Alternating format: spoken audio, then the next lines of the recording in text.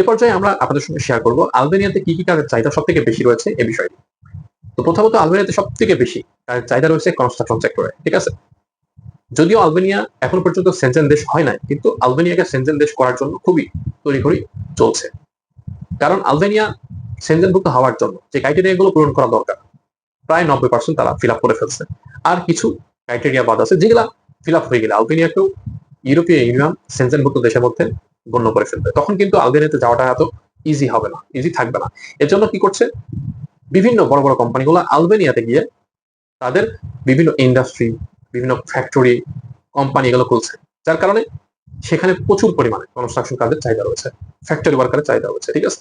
Construction সেক্টরের মধ্যে মনে করেন construction worker, foreman, mason, rod binder, carpenter, তারপরে আপনার সাইট সুপারভাইজার, সাইট ম্যানেজার, এই ধরনের কনস্ট্রাকশন রিলেটেড যত জব আছে আপনার সকল জবে আবেদন করতে পারবেন। এরপর যদি আপনি হোটেল রেস্টুরেন্ট সেক্টরে যেতে চান তাহলে অনেক বেশি কাজের চাহিদা রয়েছে। সেখানে মনে করেন আপনার waiter, chef, kitchen helper, cashier, তারপরে আপনার room boy, room attendant, housekeeper, cleaner, এ ধরনের ব্যাপক জব আলবেনিয়াতে রয়েছে।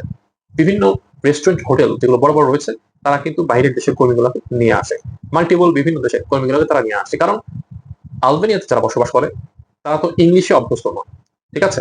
তারা নিজস্ব যেই টুরিস্ট গুলা যারা হোটেলে আসে, খায়, চলে যায়, যারা স্থানীয় তাদেরকে স্থানীয়রা চালাতে পারে। কিন্তু যারা বাহির থেকে আসে, যেমন আমাদের বাংলাদেশে প্রতি বছরে যদি 10,000 মানুষ আলবেনিয়াতে ঘুরতে চায় টুরিস্ট হিসাবে, তাদের সঙ্গে বাংলায় কথা বলার জন্য বাংলাদেশের প্রয়োজন হয়। যারা ইউএসএ থেকে যায় তাদের সঙ্গে ইংলিশে কথা বলার জন্য ইংলিশ যারা ভাষাভাষী পার্সন রয়েছে তাদের প্রয়োজন হয়।